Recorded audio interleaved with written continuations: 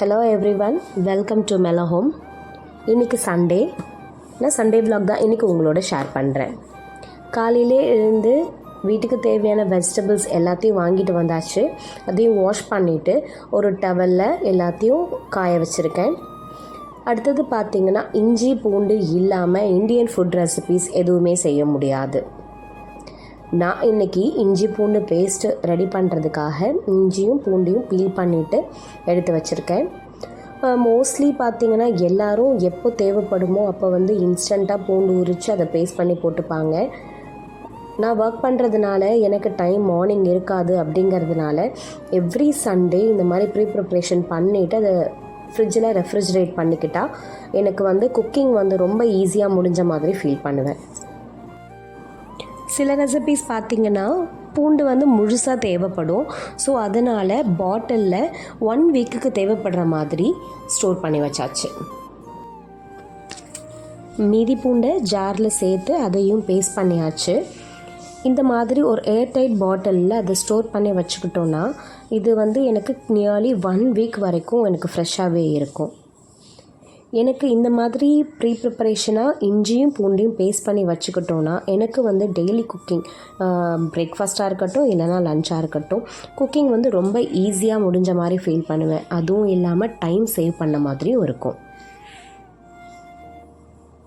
கருவேப்பிலை கொத்தமல்லியை வாஷ் பண்ணி அதை ட்ரை பண்ணி வச்சுருந்தேன். அது நல்லா காஞ்சிருச்சு. இதை நான் இந்த பாக்ஸில் நான் ஸ்டோர் பண்ணி வச்சுக்கிட்டேன்னா இதுவும் எனக்கு 1 வீக் வரைக்கும் ஃப்ரெஷ்ஷாகவே இருக்கும். நான் இன்றைக்கி இதை ஸ்டோர் பண்ணுறதுக்காக ஒரு டிஷ்யூ தான் அந்த கீழே ஸ்ப்ரெட் பண்ணிவிட்டு நான் இன்றைக்கி இதை யூஸ் பண்ணுறேன்.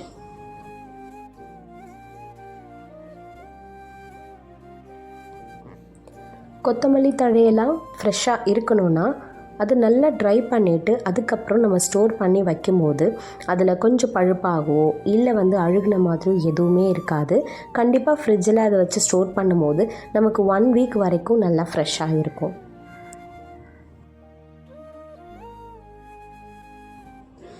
கேரட், பீன்ஸ் அதுவும் காஞ்சிருச்சு. இதையும் ஸ்டோர் பண்ணி வச்சாச்சுன்னா ஃப்ரிட்ஜில் வெஜிடபிள் ஸ்டோரேஜ் பண்ணுற ஒர்க் கம்ப்ளீட்டாக முடிஞ்சிடும். 3 நாளுக்கு முன்னாடியே பார்த்திங்கன்னா இட்லி பொடி காலி ஆகிடுச்சு.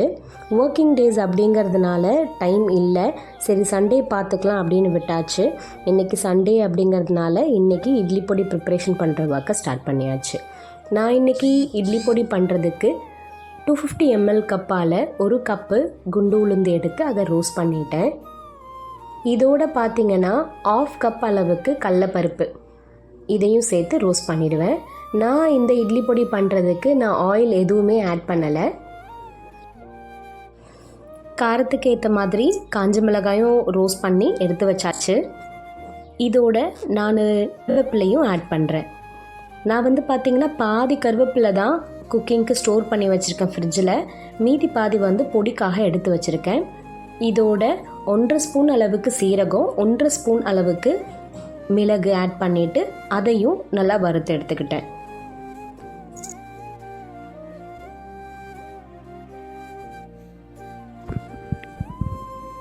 இப்போ அடுப்பை ஆஃப் பண்ணிவிட்டு இதோட எள்ளு 1/4 கப்பு ஆட் பண்ணியிருக்கேன். இதுக்கு ஃப்ளேம் தேவை கிடையாது. பாத்திரத்தோட சூட்லேயே இது ரோஸ்ட் ஆகிடும். இப்போது இதில் உப்பு சேர்த்துட்டு இட்லி பொடியை பொடிச்சு எடுத்துகிட்டு வந்துட்டேன். இதை ஒரு ஏர்டைட் பாட்டிலில் போட்டு வச்சிட்டோன்னா நம்மளோட டெய்லி ரொட்டீனில் மார்னிங் பிரேக்ஃபாஸ்ட்டுக்கோ இல்லை டின்னருக்கோ சம்டைம்ஸ் சட்னி அரைக்க முடியல இல்லை பவர் ஆஃப் அப்படின்னா இந்த இட்லி பொடியை வச்சு நம்ம 1.5 வீக் வரைக்கும் மேனேஜ் பண்ணலாம். இன்றைக்கி சண்டேங்கிறதுனால பூரி தான் இன்றைக்கி பிளான் பண்ணியிருந்தேன். இன்றைக்கி பூரிக்கு சைட் டிஷ்ஷு செய்கிறதுக்காக இன்றைக்கி இந்த பேன் வச்சு உருளைக்கிழங்கு மசாலா தான் இன்றைக்கி ரெடி பண்ணுறேன். பெருஞ்சீரகம் ஃப்ரை பண்ணி எடுத்து வச்சுக்கிட்டேன். இந்த தாளிப்பில் வெங்காயம், பச்சை மிளகாய் இதோடு ஆட் பண்ணிவிட்டு இது கொஞ்சம் வதங்கினதுக்கப்புறம் உருளைக்கிழங்கு ஸ்மாஷ் பண்ணி வச்சுருக்கேன், அதை ஆட் பண்ணிப்பேன்.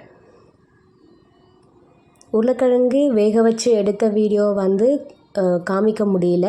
ஸோ இப்போ ஸ்மாஷ் பண்ணி வச்சுருக்கிறத இதோடு ஆட் பண்ணிவிட்டு இது கூட தண்ணி, தேவையான உப்பு, கொஞ்சம் மஞ்சத்தூள் போட்டு கொதித்து வந்ததுக்கப்புறம் நான் அந்த பெருஞ்சீரகத்தை ஆட் பண்ணிட்டேன்னா பூரி மசாலா சீக்கிரமாக ரெடி ஆகிடும். சப்பாத்தி மாவு பிசைஞ்சு வச்சாச்சு. அது நான் ஊறுற அந்த டைமில் நான் இன்றைக்கி இதோட சைட் டிஷ்ஷோட பிளானை இன்றைக்கி ரெடி பண்ணியாச்சு. இன்றைக்கி வந்து பார்த்திங்கன்னா லன்ச் எதுவும் ப்ரிப்பேர் பண்ணுற அளவுக்கு எதுவும் பிளான் இல்லை. ஏன்னா நாங்கள் இன்றைக்கி சென்னைக்கு போகிற ஒரு பிளான் இருக்குது. ஸோ இன்றைக்கி வந்து லன்ச்சு சென்னையில் தான் போய் சாப்பிடுவோம். நான் இன்றைக்கி ஏர்லி மார்னிங் எழுந்து எல்லா வேலையும் முடிச்சுட்டு அரவுண்ட் டைம் பார்த்திங்கன்னா ஒரு 7:30 இருக்கும். வேலையெல்லாம் முடிச்சிட்டேன். இப்போ சாப்பிட்டுட்டு ஒரு 8:30 9க்கெலாம் வண்டி எடுத்துட்டோன்னா கரெக்டாக இருக்கும். ஏன்னா அது வீக் டேஸில் பிளான் பண்ணாலும் நல்லா இருக்காது. அதே மாதிரி பிரேக்ஃபாஸ்ட்டு ஆன் த வே ட்ராவலில் வெளியில் போய் சாப்பிட்டாலும் பசங்களுக்கு இது செட் ஆகாது. அப்படிங்கிறதுனால மார்னிங் பிரேக்ஃபாஸ்ட்டு நானே வீட்டில் ரெடி பண்ணியாச்சு.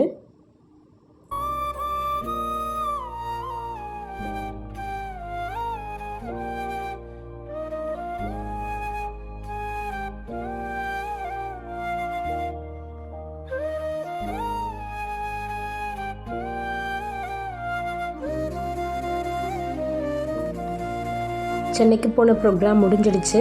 ரிட்டன் பாண்டிக்கு வந்துட்ருக்கோம்.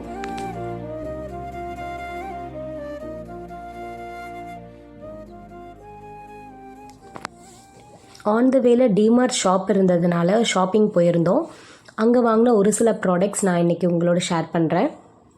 மேட் வாங்கியிருந்தேன். 2 மேட்டு. ஒரு மேட்டோட ரேட் பார்த்திங்கன்னா 99, இன்னொரோட மேட் வந்து 140 சம்திங்கு. ப்ராடக்ட் நல்லா இருந்துச்சு. அடுத்தது ஒரு கிளாஸ் கண்டெய்னர் பாக்ஸ் வாங்கியிருந்தேன். இதோட ப்ரைஸ் பார்த்திங்கன்னா 99 rupees. இது லீக் ப்ரூஃப் பாக்ஸ். இது யூஸ்ஃபுல்லாக இருக்குன்னு சொல்லி பர்ச்சேஸ் பண்ணியிருந்தேன். அடுத்தது பார்த்திங்கன்னா இந்த செராமிக் கப்ஸ் தான். இது 6 கப்ஸ் வந்து 99 rupeesக்கு வாங்கியிருந்தேன்.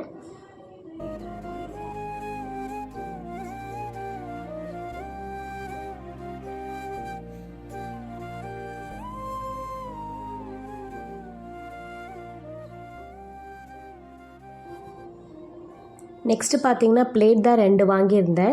அதே மாதிரி 2 கப்ஸும் வாங்கியிருந்தேன். கிளாஸ் பாட்டில்ஸ் பர்ச்சேஸ் பண்ணியிருந்தேன். இது வந்து 750 ml கெப்பாசிட்டி வாட்டர் பாட்டில். இதோட ப்ரைஸுமே கொஞ்சம் ரீசனபிளாக இருந்த மாதிரி தான் நான் ஃபீல் பண்ணேன்.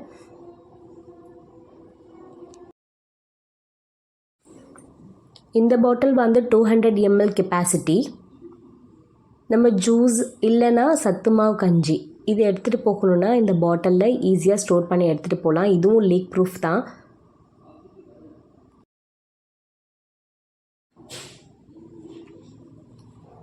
இந்த கிளாஸ் பாட்டில்ஸ் பார்த்தோன்னா இது 500 ml கெப்பாசிட்டி உள்ள பாட்டில்.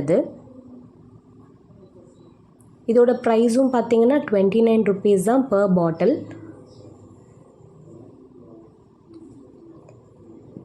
இது வந்து பிளாஸ்டிக் கண்டெய்னர் பாட்டில். இதுவும் செட் ஆஃப் 2 வாங்கியிருந்தேன். ஐ திங்க் 99 rupees நினைக்கிறேன் இது பர் பீஸு. இதுவுமே நல்ல ப்ராடக்ட். அடுத்தது பார்த்திங்கன்னா இந்த 1.5 liter பாட்டில் தான் வாங்கியிருந்தேன்.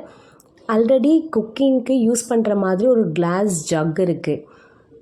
அதை விட பிளாஸ்டிக் யூஸ் பண்ணும் போது கொஞ்சம் ஈஸியாக ஹேண்டில் பண்ண ஈஸியாக இருக்கும். அப்படிங்கிறதுனால இந்த பாட்டில் வாங்கியிருக்கேன். இதோட அப்டேட் உங்களுக்கு ஃப்யூச்சர் வீடியோஸில் பண்ணுறேன். அடுத்தது இந்த ஒரு ஃப்ளாரல் டிசைனான ஒரு ஹேண்ட்பேக் தான் வாங்கியிருந்தேன். இது வந்து பார்த்திங்கன்னா நெட் கிளாத்தில் அவுட்டர் லேயர் இருக்குது. ரொம்ப ஏஸ்தட்டிக்கான ப்ராடக்ட். இதில் வந்து ஒரு சின்ன எம்ப்ராய்டரி டிசைனோடு வருது. இப்போ நம்ம இம்மீடியட்டாக எங்கேயாவது கிளம்புறோம், ஃபார் எக்ஸாம்பிள் பீச்சுக்கோ இல்லை சினிமாக்கோ போனால் இந்த பேக் வந்து எலகண்ட்டாக இருக்கும். அடுத்தது இந்த இயரிங் தான் வாங்கியிருந்தேன். இதோட ப்ரைஸ் பார்த்திங்கன்னா 150. பவுச் தான் வாங்கியிருந்தேன். இது வந்து ஒரு பெரிய சைஸ் பவுச். இது ஸ்டேஷ்னரிஸ்லாம் போட்டு நம்ம ஸ்கூல் யூஸ்க்கு எடுத்துகிட்டு போகணுன்னா ரொம்பவே நல்லாயிருக்கும். அப்புறம் கிட்ஸுக்கும் பவுச் வாங்கியிருந்தேன், அவங்களோட ஸ்டேஷ்னரிஸும் வைக்கலாம் அப்படின்ட்டு.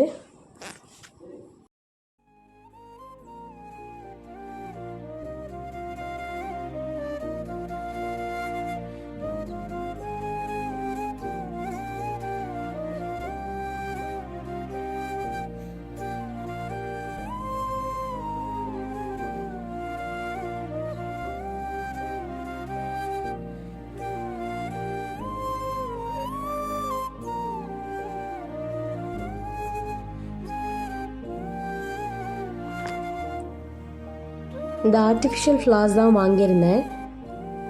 ஒவ்வொன்றுமே ஒரு ப்ரைஸு. இது ஃப்ளவர் வாஸில் போட்டு வச்சா அழகாக இருக்கும் அப்படிங்கிறதுனால டிஃப்ரெண்ட் கலர்ஸில் எடுத்திருந்தேன். அப்புறம் இந்த ஷூவும் வாங்கியிருந்தோம்.